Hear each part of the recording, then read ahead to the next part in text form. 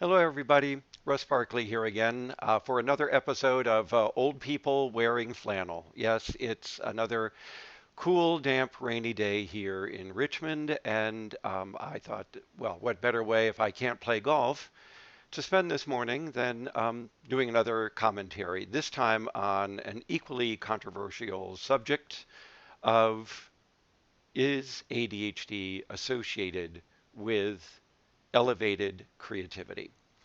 We see this comment in a variety of trade media these days. In fact, I think it's probably one of the most reported attributes of ADHD, besides being highly intelligent, which I dealt with in the last commentary, and being more likely to be an entrepreneur, which I will deal with in the next commentary.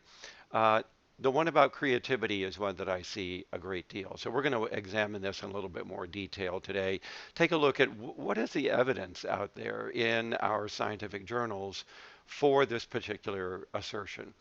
Keep in mind, creativity has many different definitions, the most common one of which is how many novel ideas can you come up with that are useful. Now, pay attention to that usefulness. Just coming up with a variety of novel ideas could mean that you have a thought disorder, psychosis, or something like that.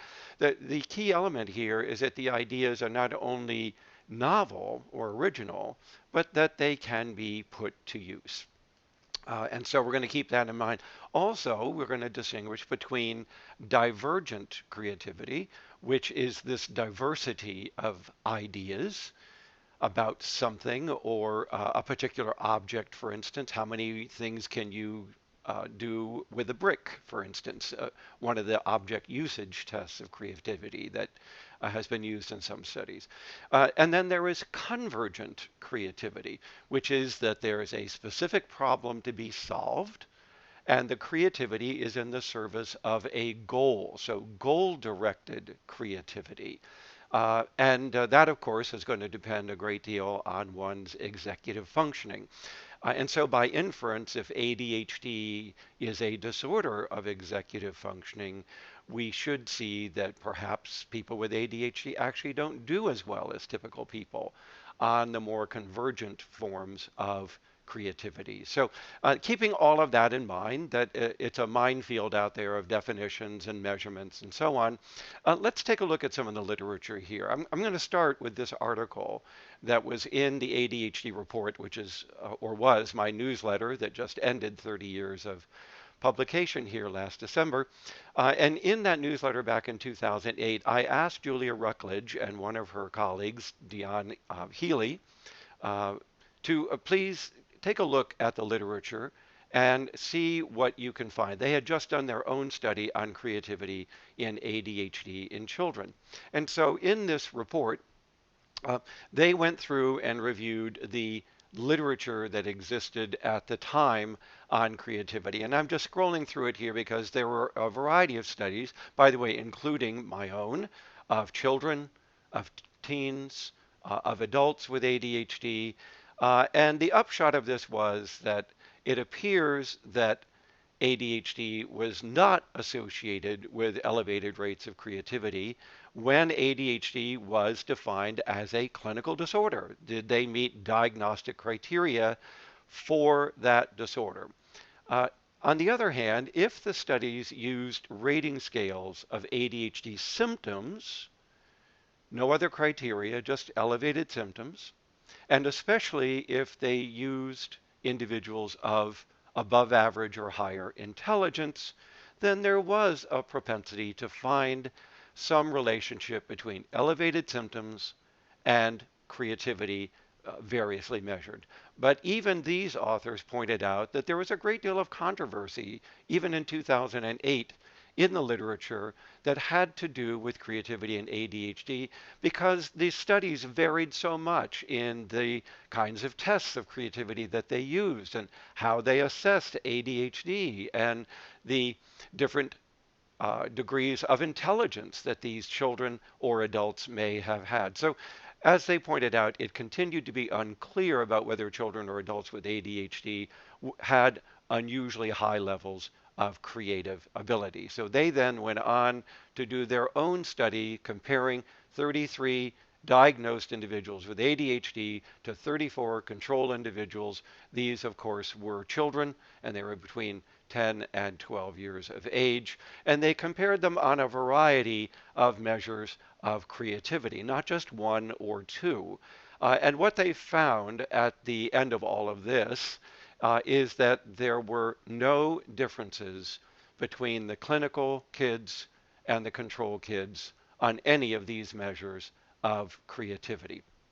Now, they also point out that some of the children in the past research and in their own may have been on stimulant medication, and there was some argument that stimulant medication might dampen down creativity by lowering ADHD symptoms and particularly lowering the impulsivity of ADHD that is thought to be the symptom that is linked to creative ability. And so that needed to be dealt with in subsequent research. But nonetheless, there was no evidence here for creative abilities being higher in kids with ADHD compared to typical kids. And that agreed with the earlier research that used clinical populations rather than individuals of above average intelligence who simply had some elevated symptoms of ADHD. By the way, another point to be made here that I just alluded to is that the symptom of ADHD thought to be most related to increased creativity is disinhibition, impulsivity. And the reason for that is that it's thought that people of somewhat higher levels of impulsivity have less neural inhibition, less cognitive inhibition, and therefore, when you give them a creative task, they have associative relationships and networks in their brain that cast a wider net, if you will, reaching out to touch on a variety of topics, even some that may not be particularly relevant, in order to make these associations that lead to creative ideas in these particular tasks, particularly divergent creativity tasks. So we're not talking about all ADHD symptoms here, hyperactivity or inattention, but impulsiveness could be the mechanism that is linked between ADHD and creativity. So that said, let's move on to the next one. In 2016, I believe it was, there was a meta-analysis that was done by Sue Paik and her colleagues, and it was published in the Gifted Child Quarterly Journal, and it was a meta-analysis of the link between three forms of psychopathology and indicators of creativity, what they called little c creativity, because it was being measured by particular tasks of creativity rather than what people might think of as artistic or musical or this very broad definition of creativity. So keep in mind, this is much more related to assessing creativity using psychometric tasks. And what did they find? Well, first of all, they looked at 89 studies. This is what I love about a meta-analysis. It goes out, it captures as much of the literature, as many studies as possible, and then puts all their findings together using various mathematical measures to look at the results. So across these 89 studies, there were more than 35,000 participants in the studies, and they were specifically looking at ADHD, anxiety, and depression. And what did they find? They found no overall effect or relationship between levels of these psychopathologies and degrees of creative thinking.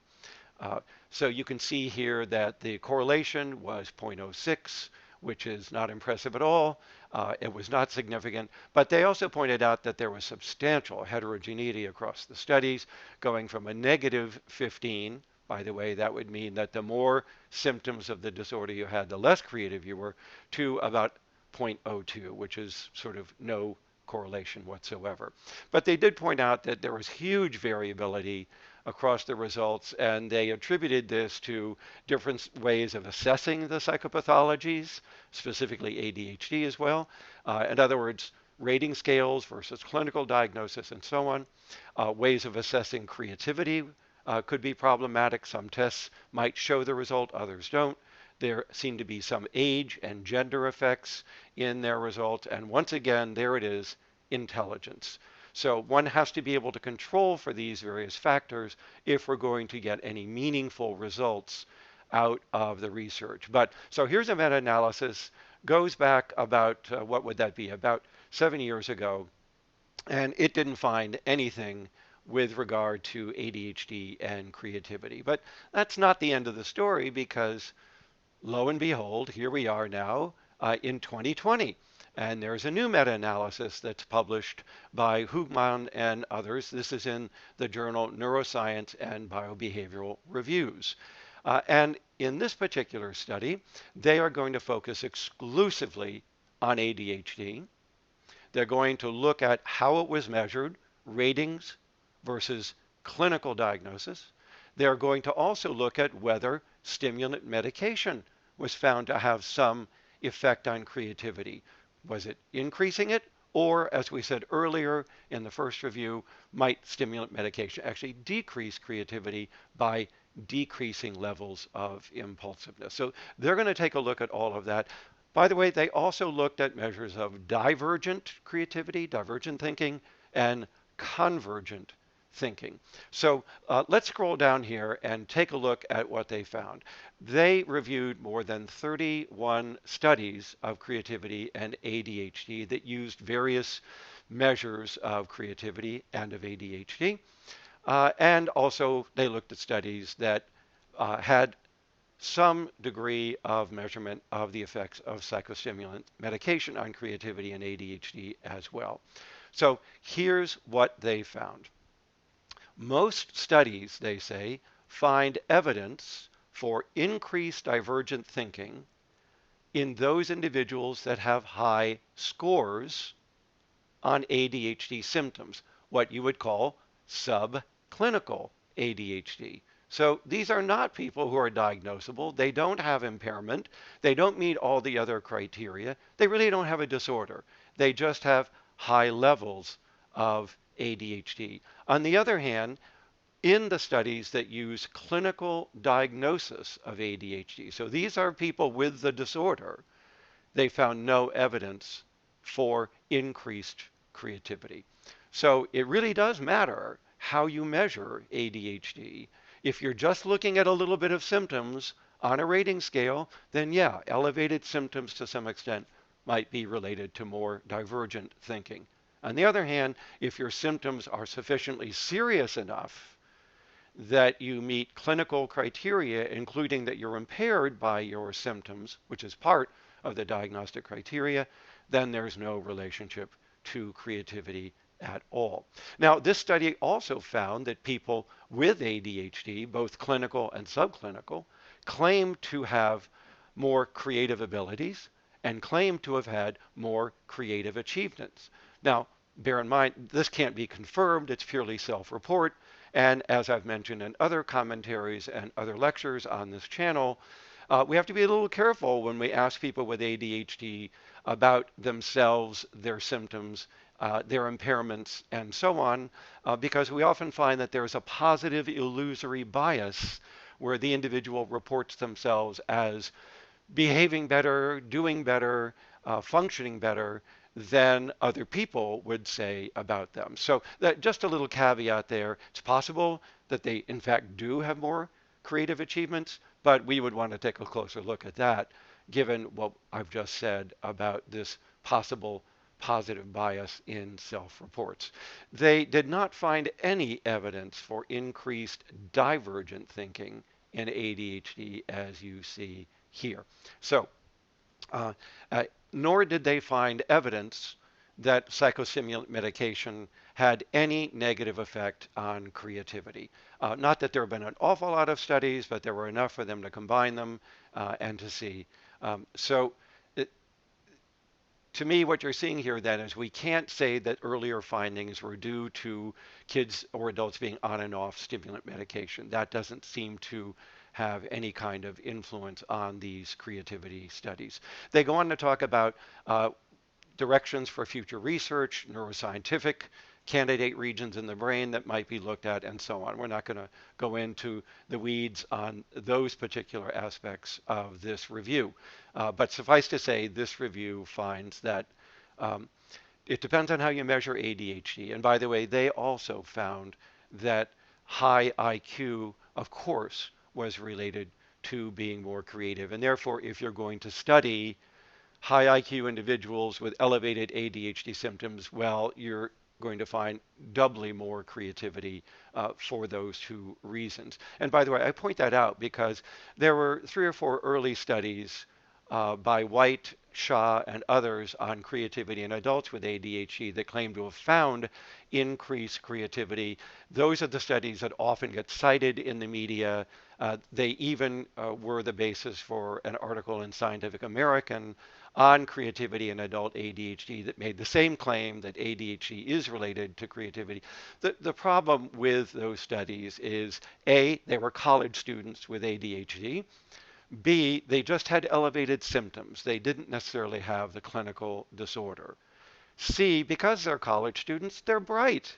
Duh. I mean, if you're going to study high IQ, college educated people with elevated symptoms, you've automatically biased your findings to obtaining results linking ADHD with creativity. So be very careful when you hear people citing those particular studies. And by the way, when I looked at that article, I also found that it wasn't especially scholarly because it was cherry picking the studies. It was only selecting studies that had found some relationship. It was not citing as many or more studies, particularly of clinical populations, that did not find any relationship with creativity. So here you can see that even when research is cited in the trade media, it's often cherry-picked, very selective to support the point being made, rather than being scholarship, which is reviewing everything that's out there and looking at the patterns as these particular meta-analyses tried to do. So what can we conclude then about ADHD and creativity? Well, I think this paper that came out, which is a wonderful paper by Anna Abraham. This was published in 2014, and it's on the relationship between creativity and psychopathology. It's a very nice review, but there's a point that she makes here that I found particularly compelling and that I think maps right on to the findings that we see in ADHD. So let's scroll down here to take a look at this inverted U-shaped curve, as she calls it, that seems to capture what is seen across different kinds of psychopathology, including ADHD, by the way, in this article, and creativity. And here what you see is this. If you have individuals who are normal, their levels of creativity are about here, rather typical.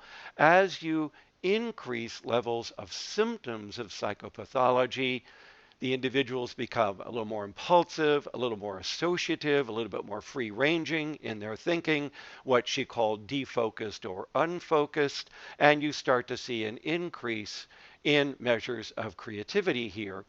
And so when you're seeing high or higher than typical levels of symptoms, particularly disinhibition, then you might see elevations in creative thinking, particularly divergent creativity. But notice what happens as we increase levels of symptoms into the pathological range where individuals are now meeting clinical criteria for a disorder, in this case ADHD, we come back down to normal levels of creativity, in other words, no differences from typical people, and if the disorder becomes more serious, maybe even evidence of impaired creativity in these individuals. And again, particularly if we were looking at goal-directed convergent rather than divergent. But on either measure of creativity, I think this captures the literature beautifully. So if you have some symptoms of ADHD, particularly you're a little impulsive, a little disinhibited, you might be more creative, particularly if you have an above average IQ. On the other hand, if you are clinically diagnosed with a disorder, which means that you're being impaired by your disorder, you have developmentally significant inappropriate symptoms, then you're not going to see any relationship of ADHD with creativity. And if the disorder is severe, you might even see a negative relationship there. So I hope that that kind of summarizes the diversity of findings out there, the nuances, the complexities that are going on here in this literature. So we can't simply say, as many trade articles do, some straightforward thing. People with ADHD are more creative. That just isn't going to fly if you're familiar with the evidence.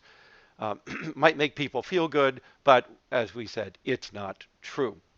On the other hand, there's a little bit of evidence here in the science that some elevations in some ADHD symptoms, making you a little more disinhibited, but not clinically diagnosable, might well make you a somewhat more creative person, particularly if you are well educated or have an above average IQ. So there you have it. That's our commentary for the day. I hope you found it useful and that you'll join me again on this channel for other commentaries and research reviews. Be well, everybody.